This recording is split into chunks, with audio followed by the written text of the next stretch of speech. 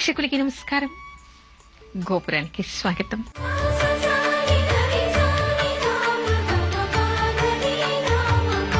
ఈ రోజు గోపురంలో సాంప్రదాయాలు చెప్పుకునే ముందుగా అర్చనలో కొన్ని భక్తి గీతాలు,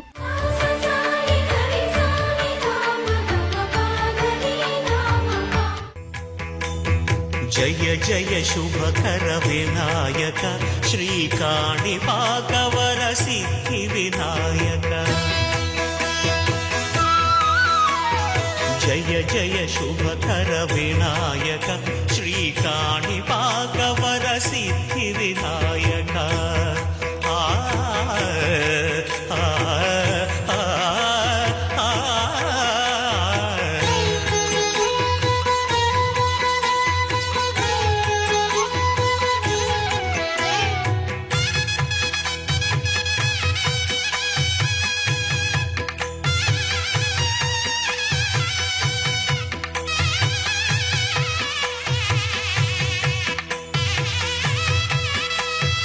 బాహుదా నదీ తీరములోన బావిలోన వెలసిన దేవ, మహిలో జనులకు మహిమలు చాటి ఇహ పరముల నిడు మహానుభావ.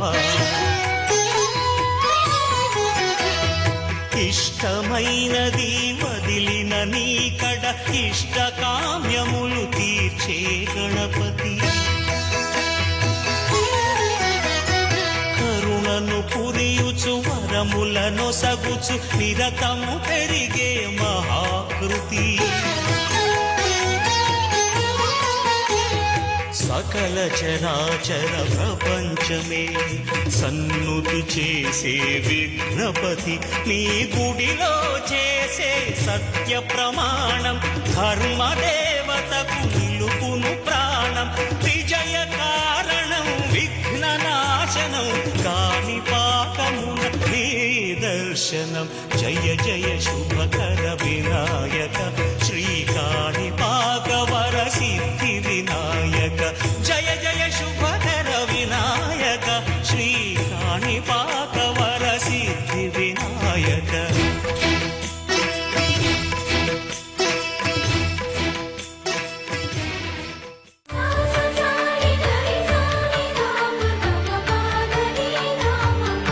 ఎవరిని పూజిస్తే సర్పాలు దూరంగా పోతాయి. ఈ మాట వింటేనే మనకి ఆశ్చర్యంగా ఉంటుంది కదా. జనాల్లో చాలా మందికి తెలుసు, ఆస్తిక మహర్షి పేరు చెప్పుకుంటే సర్పాలు దూరంగా పోతాయి అనేటువంటి నానుడి చాలా మందికి తెలుసు. అయితే మరో అద్భుతం ఉంది. ఇదేమిటి అంటే, ఎప్పుడైనా సరే మనసాదేవిని తలుచుకుంటే, మనసాదేవిని పూజిస్తే సర్పాలు దూరంగా పోతాయిట. అదేం వింత అని అందరికీ అనిపించవచ్చు. ఒకప్పుడు జనాలందరినీ కూడా పాములు కాటు వేసి చంపేస్తూ ఉన్నాయిట. ఎక్కడంటే అక్కడ పాములు చంపేస్తూ ఉన్నాయి, జనాలు మరణాల పాలవుతున్నారని బ్రహ్మదేవుడు చింతించట. ఆ తర్వాత కశ్యప మహాముని పిలిచేట. ఏం చేద్దాం, ప్రాణరక్షణ జరగాలి, మానవుల్ని రక్షించాలి అని. అప్పుడు కశ్యప మహాముని వేద మంత్రాల్లో నాగదేవతలకు ఉండేటువంటి మంత్రాల బీజాక్షరాలన్నింటినీ కూర్చి ఆయన స్మరించట. ఒక రూపం దాల్చింది. ఆ తర్వాత ఆ మనసాదేవి ఆయనకి పుత్రికగా జన్మించింది. అంటే ఆయన మానసిక పుత్రిక కాబట్టి ఆవిడికి మనసాదేవి అనే పేరు వచ్చింది.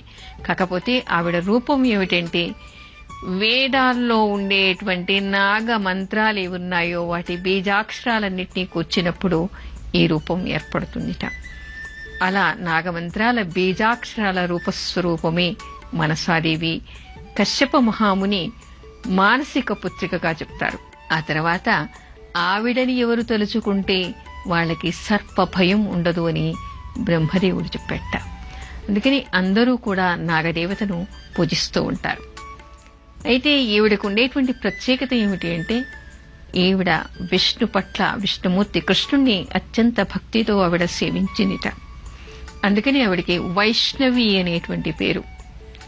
శివుడికి శిష్యురాలుట, అందుకని ఆవిడికి శైవి అనేటువంటి పేరు. నాగదేవతల భయాన్ని పోగొడుతుంది, నాగుల నుంచి రక్షిస్తుంది. కాబట్టి ఆవిడికి విషహరి అనేటువంటి పేరు. మామూలుగా మనం ఏమనుకుంటూ ఉంటాము, అసలు పాము అంటేనే కాటు వేస్తుంది, విషాన్ని కక్కేస్తుంది, కాబట్టి ప్రాణం పోతుంది. అలా కాకుండా మనసాదేవిని తలుచుకుంటే విషం హరింపబడుతుందిట, విషనాగులు దగ్గరికి చేరవుట, ఏ పాము కూడా దగ్గరికి రాదుట. ఎవరికైనా అడవుల్లో నివసించేటువంటి వాళ్ళు, లేదా ఇళ్లల్లోకి పాములు వస్తున్నాయి అనుకునేటువంటి వాళ్ళు, రాత్రి కలల్లో పాములు కనిపిస్తున్నాయి అని భయపడేటువంటి వాళ్ళు, పాము కాటు వేయడానికి దగ్గరగా వస్తుంది అనుకునేటప్పుడు ఈ మనసాదేవికి ఉండేటువంటి 12 నామాలు ఉన్నాయిట. ఆ నామాల్ని తలుచుకుంటే చాలు, పాములు వారి పక్కకి కూడా రాకుండా దూరంగా వెళ్లిపోతాయిట, పాము కాటు వేయదుట. ఒకవేళ ఈ మంత్రాన్ని ఎవరైనా 10 లక్షలు జపించారనుకోండి, ఈ నామాల్ని, వాళ్ళకి పాము కాటు వేసినా కూడా ఆ విషయం వల్ల వాళ్ళు చావకుండా అది అమృతంగా వాళ్ళకి మారుతుందిట.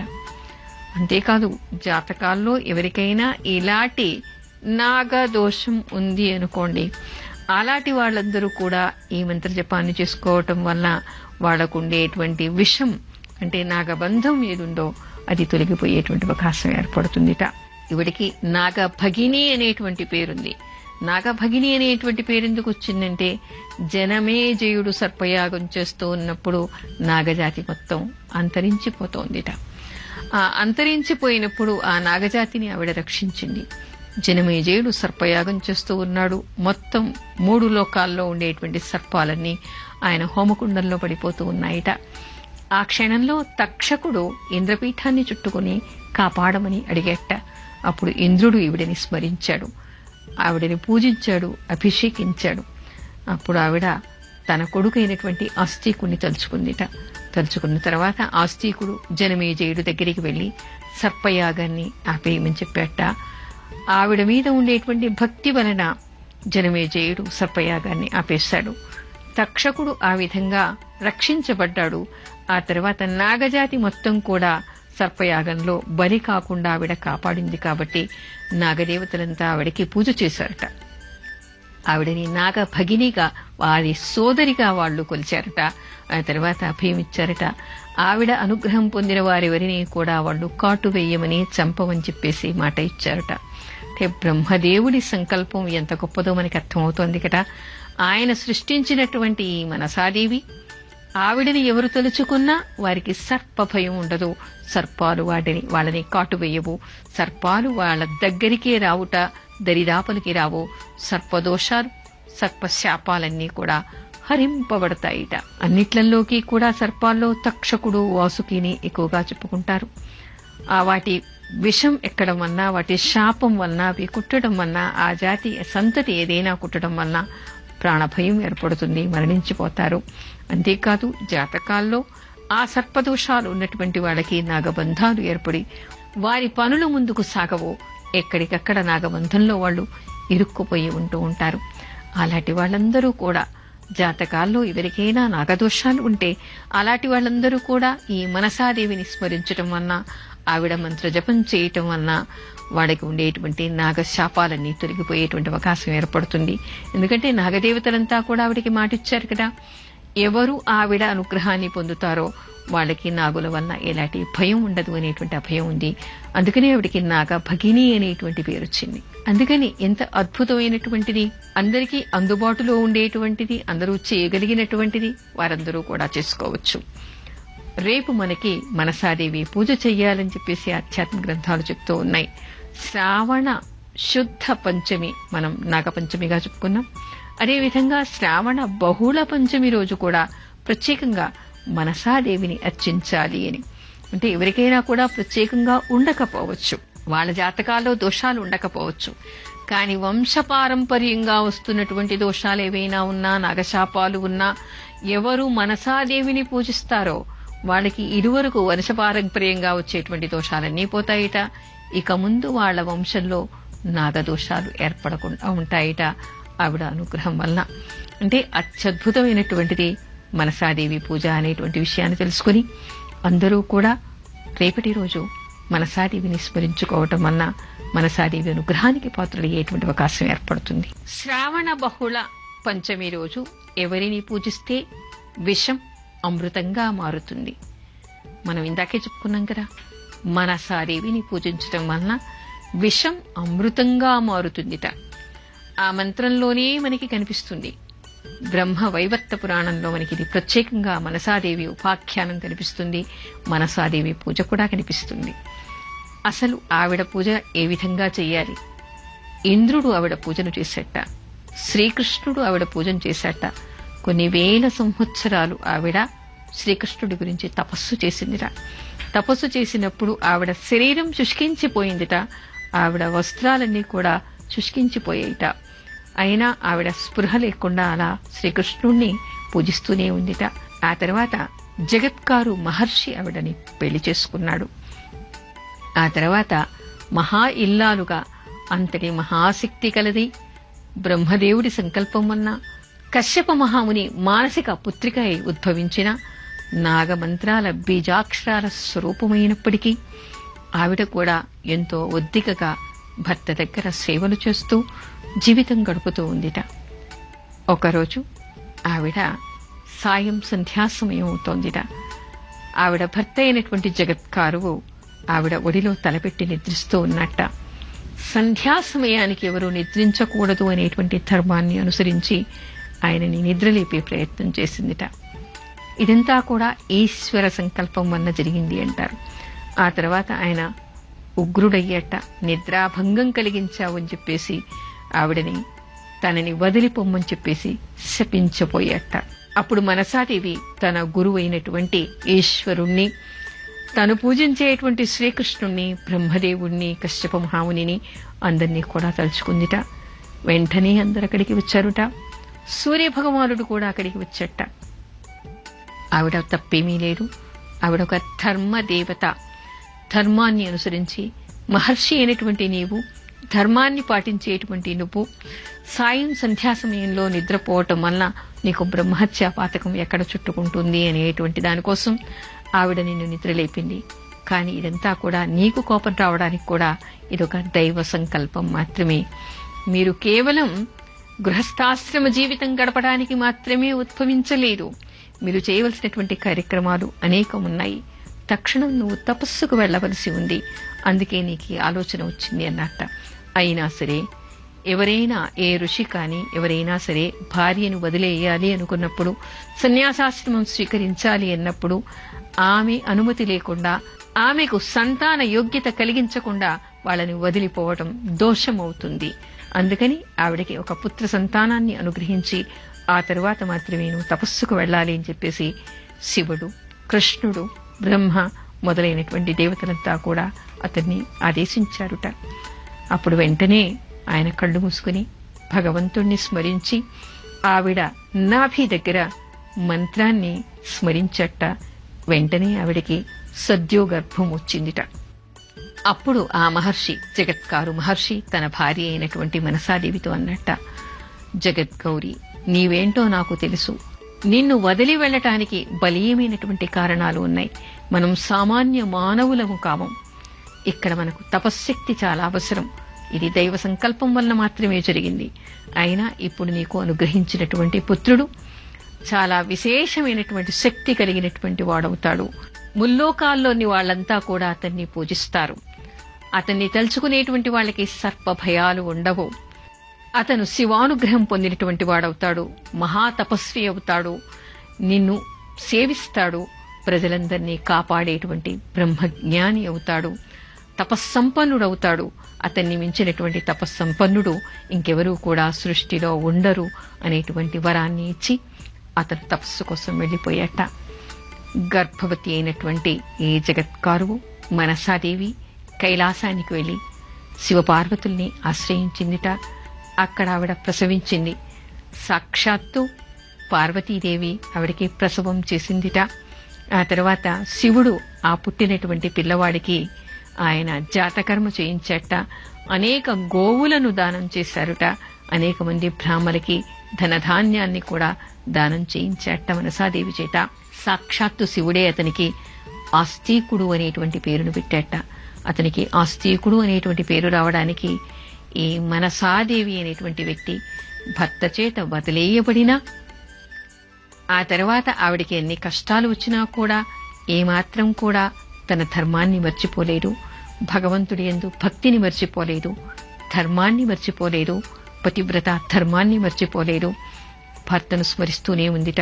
ఎందుకంటే వాళ్ళ జన్మలన్నీ కూడా కారణం కోసం వచ్చినటువంటివే కానీ సామాన్య మానవుల్లాగా జీవితం గడపడానికి వచ్చినటువంటివి కావు అని తెలుసుకున్నటువంటి మహావ్యక్తి, మహాపతివ్రత.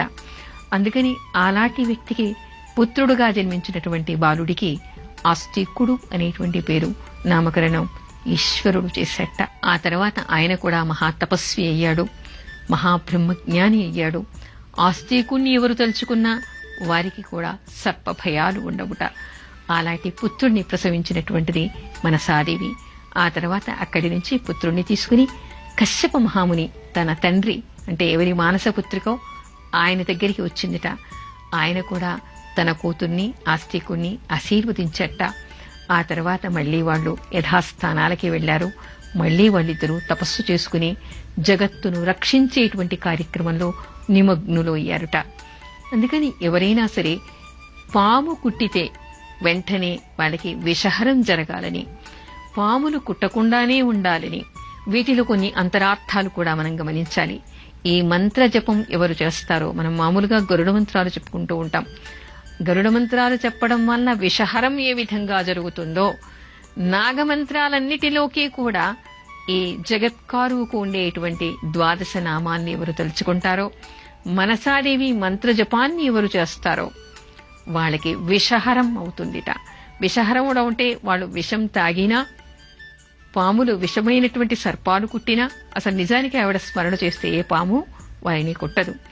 కానీ జాతకరీత్యా ఎవరికైనా విషప్రాయమైనటువంటి జబ్బులు ఉన్నా లేదా నాగబంధాలు ఏర్పడినా వాళ్ళలో ఉండేటువంటి కల్మషాలు పోవడం, వారికి ఉన్నటువంటి విషపూరితమైనటువంటి జబ్బులన్నీ కూడా తగ్గిపోవడం, నివారణ జరగటం, వాళ్లకు ఉండేటువంటి సర్ప శాపాల నుంచి విముక్తి కలగడం జరుగుతుంది అనేటువంటి విషయం మనకి మనసాదేవి ఉపాఖ్యానం వల్ల అర్థమవుతోంది.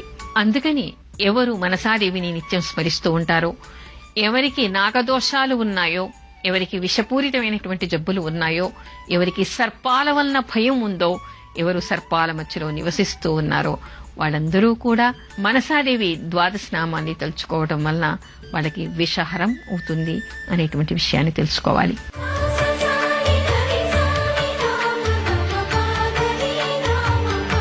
ఈవేల్టి మంత్రం ఇందాకే చెప్పుకున్నాం కదా, మనసాదేవి ద్వాదశ నామాల్ని తెలుసుకోవాలని. ఆ నామాలు నేను చెప్తాను, అందరూ రాసుకుని రేపు ప్రత్యేకంగా మనసాదేవి పూజ చేయవచ్చు.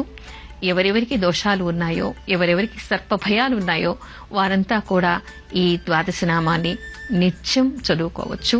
మంత్రజపం 10 లక్షలు చేస్తే వాళ్ళకి విషం అమృతంగా మారుతుంది అనేటువంటి విషయం కూడా మనకి ఇక్కడ కనిపిస్తోంది. జగత్కారుర్ జగద్గౌరీ మనసా సిద్ధయోగిని వైష్ణవి నాగభగిని సేవి నాగేశ్వరీ తథా జగత్కారు ప్రియాస్తికా మాతా విషహరీతి చ మహాజ్ఞానయుతా చైవ సాదేవి విశ్వపూజిత ద్వాదశైతాని నామాని పూజాకాలే చ యః పఠేత్ తస్య నాగభయం నాస్తి తస్య వంశోద్భవస్య చ.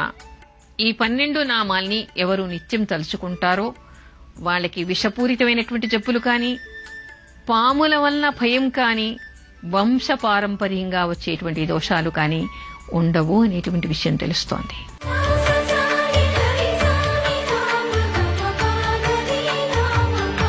ఇప్పుడు అర్చనలో కొన్ని భక్తి గీతాలు.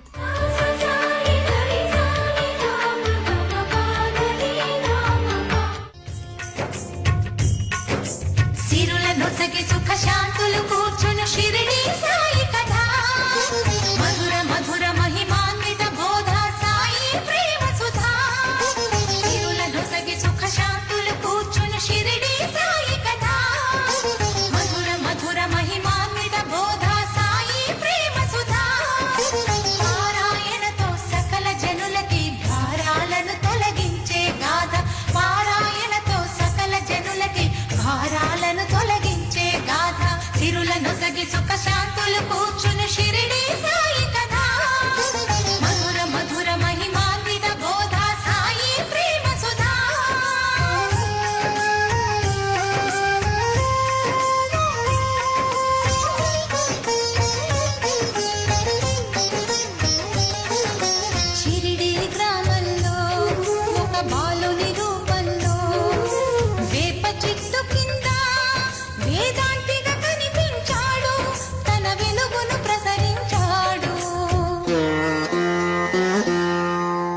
పగలూరే ఈ ధ్యానం పరమాత్మునిలో లీనం పగలూరే ఈ ధ్యానం పరమాత్మునిలో